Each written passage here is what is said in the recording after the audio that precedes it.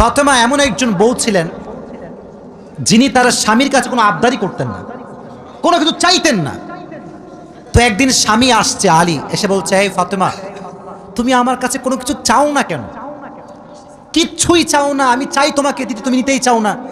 আজকে তুমি এমন একটা কিছু চাইবা যেটা খাওয়ার জিনিস হবে, আমি তোমাকে নিয়ে এসে খাওয়াবো, আমি তোমাকে নিয়ে এসে। তো ফাতেমা বলছে, না দরকার নাই। কি দরকার? থাক না, কোনো প্রয়োজন নাই। তো আলী আজকে নাসরবান্দা, না আমি খাওয়াই ছাড়বো আজকে, বলো কি খাবা। তো চাওয়ার একটা লিমিটেশন আছে। উনি বললেন, আমার কিচ্ছু লাগবে না, জাস্ট বাজার থেকে একটা আনার নিয়ে আসবেন। কি নিয়ে আসবেন? তো আলী রাদিয়াল্লাহু তাআলা আনহু বলছে, ঠিক আছে যাও, আমি যাচ্ছি, তোমার জন্য নিয়ে আসবো একটা আনার। বের হয়েছেন নেওয়ার জন্য। এই মনোযোগ দিয়ে শুনবেন হাদিসটা, খুব মনোযোগ দিয়ে। বাজার থেকে একটা আনার কিনেছেন, কিনে যখন বাসায় ব্যাক করবেন, হঠাৎ করে একজন গরিব মানুষ আসছে। সে বলছে, আলী, আজ 3 দিন যাবত আমার পেটে কোনো খানা নাই, আমি বড় হত দরিদ্র মানুষ, খুবই ক্ষুধার্ত মানুষ, তুমি কি আমাকে কিছু খাওয়াতে পারবা? আলী রাদিয়াল্লাহু তাআলা আনহু এতটা দান করার মেন্টালিটি ছিল, এতটা ভালো মানুষ ছিলেন, বইয়ের কথা ভুলে গিয়েছেন, ওই আনারটাও আল্লাহর রাস্তায় দান করে দিয়েছেন।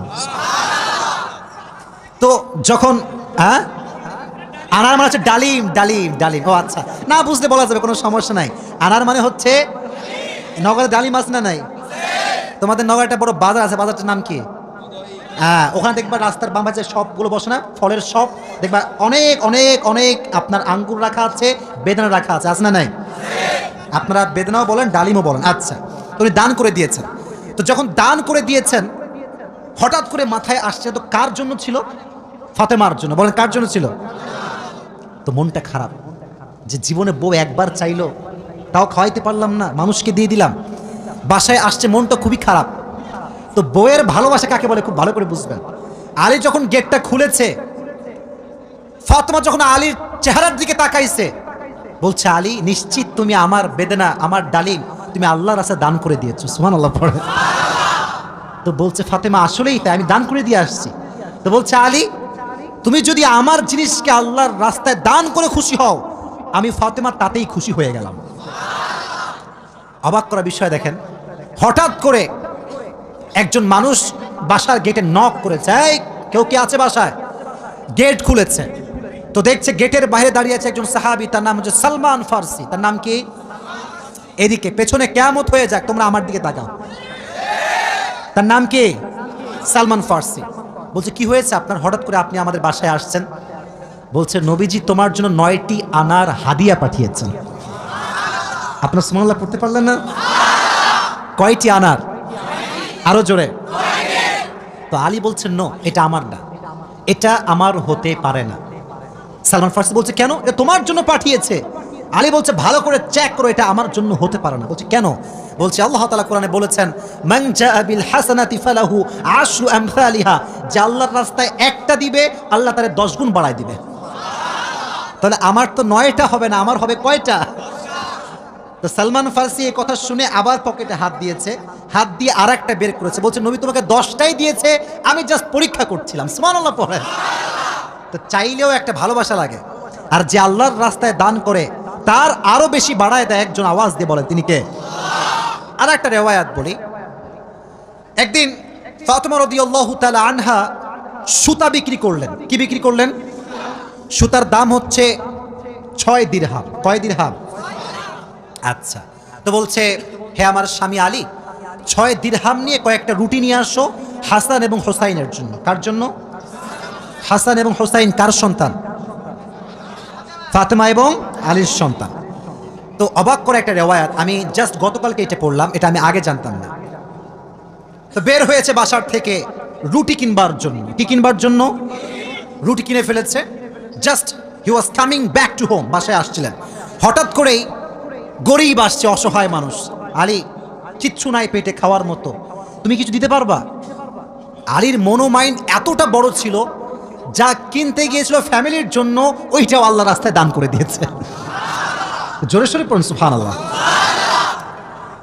সন্তানের জন্য খাবার আপনি কিনেছেন, কিন্তু দান করে দিয়েছেন, কিন্তু ভেতরে একটা কষ্ট আছে না নাই?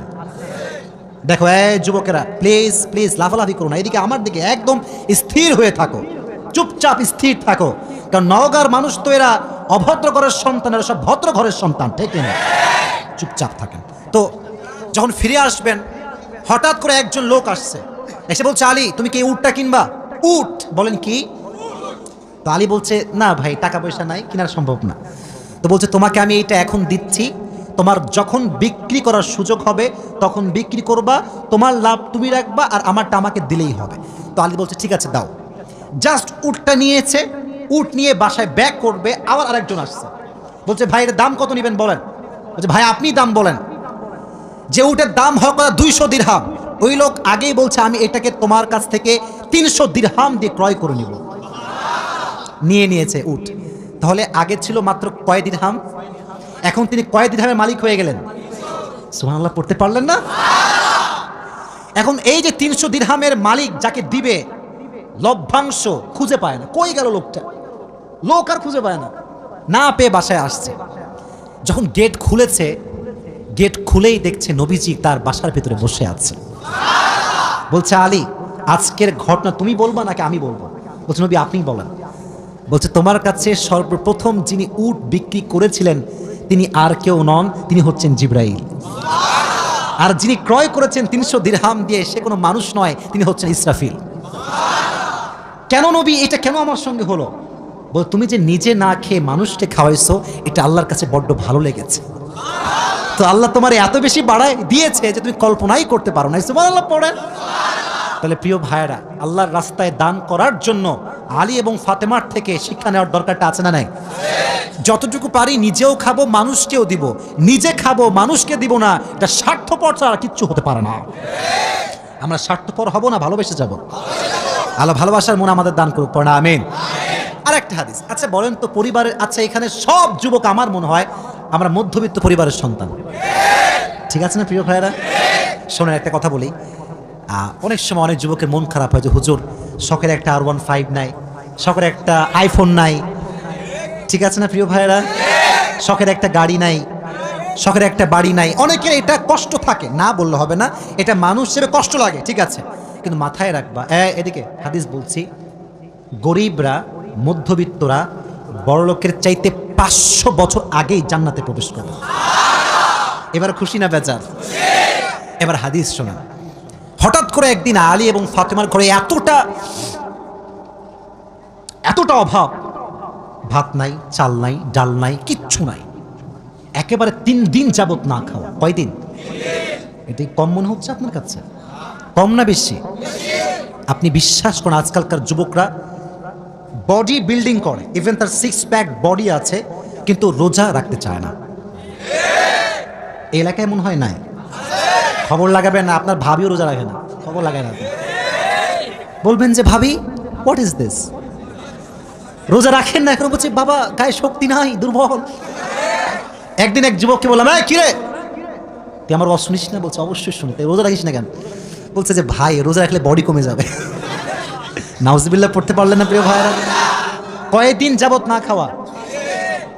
এবার আলী রাদিয়াল্লাহু তাআলা আনহু বাধ্য হয়ে গিয়েছেন, আর পারছেন না।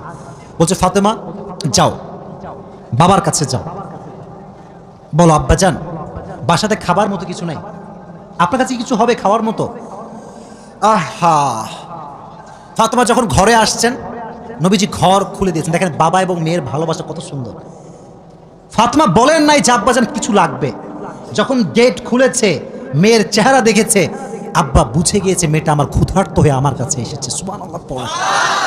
ডাক দিয়ে বলছে, ফাতেমা তোমার অবস্থা কি বলো, কি হয়েছে তোমার? ফাতেমা রাদিয়াল্লাহু তাআলা আনহা ডাক দিয়ে বলছে, আব্বাজান আজ 3 দিন যাবত আমাদের বাসায় কোনো ভাত নাই, ডাল নাই, চাল নাই, গোস্ত নাই, কিচ্ছু নাই। আমি আপনার কাছে একজন ক্ষুধার্ত নারী হয়ে এসেছি কিছু নেওয়ার জন্য। তো নবীজি বলছেন, এই যুবকরা এদিকে তাকাও। বলছে, ফাতেমা আমার কাছে 5টা বকরি আছে, 5টা দোয়া আছে। 5টা বকরিও আছে, 5টা ধামরাটের ভাইরা, 5টা দোয়া আছে, 5টা বকরি আছে। তুমি কোনটা নিতে চাও? Which one you want to select? তো ফাতেমা বলছে, নবী হ্যাঁ, আমার বকরি লাগবে না, আমাকে দোয়া শিখাই দিলেই হবে। পরীক্ষায় পাস। দোয়াটা আমার সঙ্গে সবাই পড়েন, সকলে আমার চোখে চোখ রাখেন, সবাই পড়েন, ইয়া আউয়ালাল আউয়ালিন, ইয়া আখিরাল আখিরিন, ইয়া যাল কুওয়াতিল মাতিন, ইয়া রাহিমাল মাসাকিন, ইয়া আরহামার রাহিমিন। আমি জানি যে এটা এখনই মুখস্থ করা সম্ভব না, তবে এটা আগামীকাল কোথায় যাবে?